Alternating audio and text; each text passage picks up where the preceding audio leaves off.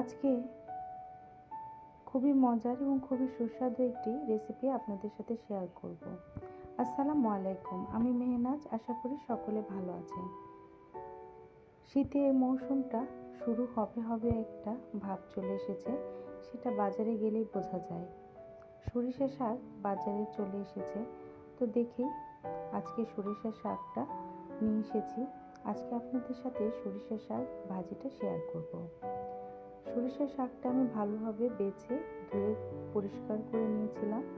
তারপর গরম পানিতে এটি বয়েল হওয়ার জন্য রেখে দিয়েছি।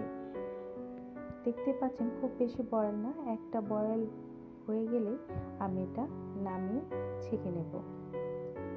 আসলে এই শাকটা খেতে গরম ভাতের সাথে দারুণ লাগে।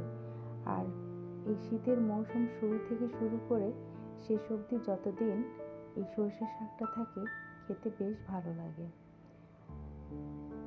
ছেঁকে নিয়ে আমি একটা আস্ত রসুন থেতো করে নিচ্ছি। এবার একটা প্যানে দিয়ে দেব সরিষার তেল। আপনারা চাইলে এখানটায় সয়াবিন তেলও ব্যবহার করতে পারেন। যারা শাক ভাজি ভর্তা পছন্দ করে তারা মোটামুটি সকলেই জানে সরিষার তেলে স্বাদ অনেক গুণে বেড়ে যায়। দিয়ে দিয়েছি পেঁয়াজ কুচি এবং রসুন থেতো। দিয়ে দিচ্ছি শুকনো মরিচ এবং কাঁচা মরিচ ফালি। শুকনো মরিচ আপনারা চাইলে শুধু কাঁচা মরিচ দিয়েও এটি ভেজে নিতে পারেন। শুকনো মরিচ দেওয়ার কারণ হচ্ছে আমার ভেতরের বিচিগুলো যখন বের হয়ে যায়, ভাজা ভাজা হয়, যখন একদম ব্রাউন ব্রাউন কালারের পেঁয়াজ মরিচ রসুন ভাজা ভাজা হয়ে যাবে, তখন আমি এই শাকটা দিয়ে একটু নেড়ে চেড়ে নিয়ে এর মধ্যে স্বাদ অনুযায়ী লবণ দিয়ে নেব। যেটা বলছিলাম, শুকনো মরিচের বিচি শুকনো মরিচ যখন ভাজা ভাজা হয় এটার সাথে খেতে বেশ দারুণ লাগে। অনেকে এক্সট্রাভাবে শুকনো মরিচ খেয়ে থাকে, এভাবে দিলেও বেশ খেতে মজা লাগে। একবারের জন্য হলেও ট্রাই করবেন আশা করি। এভাবেই নেড়ে চেড়ে উঠিয়ে নেব। আমার এই রেসিপিটি ভালো লাগলে অবশ্যই একবারের জন্য হলেও ট্রাই করতে ভুলবেন না। আমার চ্যানেলটিকে সাবস্ক্রাইব করে আমার পাশে থাকবেন। আল্লাহ হাফেজ। আজকে খুবই মজার এবং খুবই সুস্বাদু একটি রেসিপি আপনাদের সাথে শেয়ার করব। আসসালামু আলাইকুম, আমি মেহনাজ। আশা করি সকলে ভালো আছেন।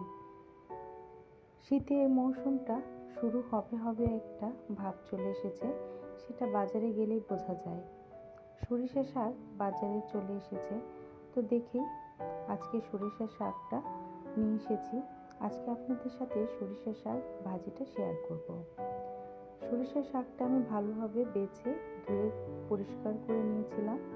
তারপর গরম পানিতে এটি বয়েল হওয়ার জন্য রেখে দিয়েছি। দেখতে পাচ্ছেন খুব বেশি বয়েল না, একটা বয়েল হয়ে গেলে আমি এটা নামিয়ে ছেঁকে নেব। আসলে এই শাকটা খেতে গরম ভাতের সাথে দারুণ লাগে। আর এই শীতের মৌসুম শুরু থেকে শুরু করে শেষ অবধি যতদিন এই সরিষা শাকটা থাকে খেতে বেশ ভালো লাগে। ছেঁকে নিয়ে আমি একটা আস্ত রসুন থেতো করে নিচ্ছি।